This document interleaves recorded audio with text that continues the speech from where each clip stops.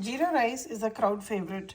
It is a must-have in any buffet, and it's a must-have for any side dishes like dals and chicken curries and paneer gravies and choles.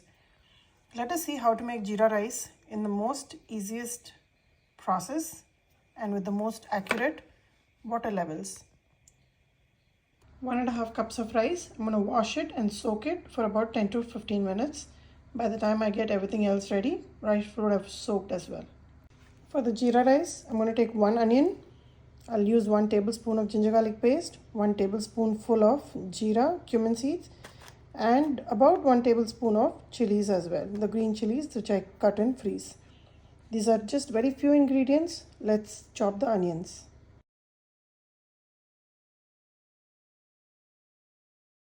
I have the pressure cooker here on the gas. It's on medium heat. It's pretty hot right now. I will add about 1 tablespoon of ghee, 1 tablespoon of oil.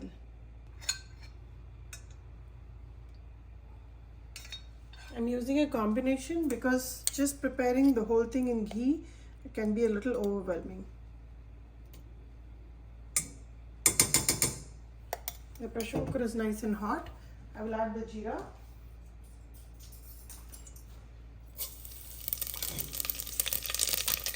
Once that pops, I'm going to add the onion.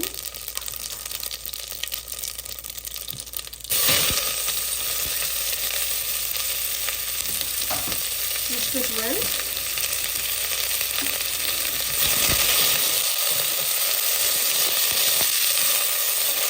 And add the 1 tablespoon of chilies as well. I've added 1 tablespoon of chili, and along with it I will add 1 tablespoon of ginger garlic paste. Mix all this very well, and I will also add 1 teaspoon of salt.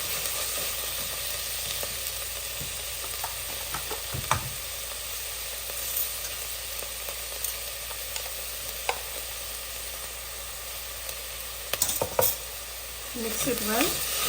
Allow the onions to saute well. All this is happening while the rice is still soaking. It's about 5 minutes since I washed and soaked the rice.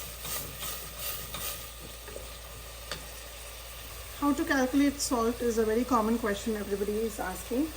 So for every half a cup of rice, we add 1 teaspoon of salt. So I am going to add another 2 teaspoons of salt because I have soaked 1.5 cups of rice. So this proportion works perfectly. I would suggest to give it a try and then see how it works out for you. Saute this very well.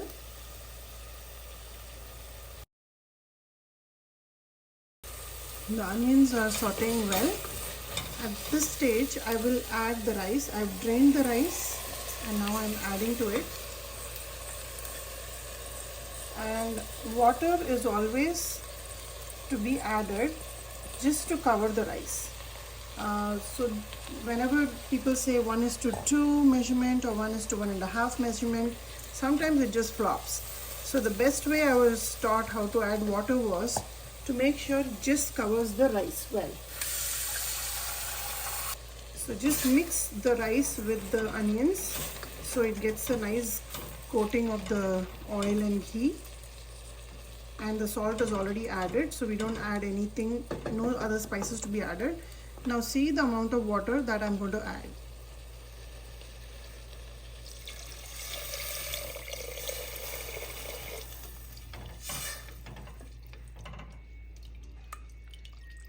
Now the rice is just covered enough with water. I'm going to stop at that. This measurement will always work perfectly for you, whether you're making a pulao or a kuska rice or a biryani or any kind of variety rice, which is going to be a 1-pot pressure cooker or an Instapot recipe. So make sure to always keep track of that water amount that goes in, and you'll always have fluffy rice. So again, if you notice, water is just covering the rice, not even a centimeter more. And now I'm going to allow this to come to a rolling boil. Once it comes to a rolling boil, I'm going to cover the lid and take 1 pressure whistle. That's it.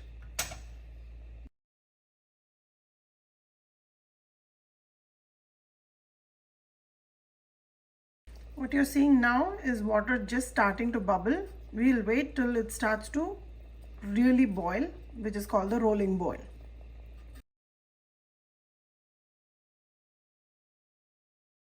Here is the biggest secret to making it very fluffy. So once you are coming to a rolling boil, take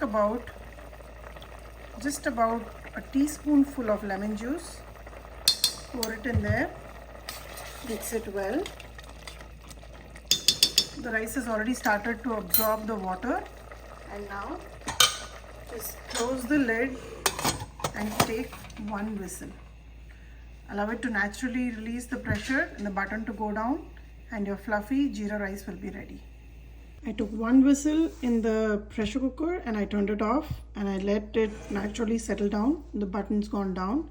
Let's open and see how our jeera rice worked out. There you go. Every single time, if you can see, all the rice are well separated. I'm going to fluff it up just a little bit and then cover it and leave it till I'm ready to serve.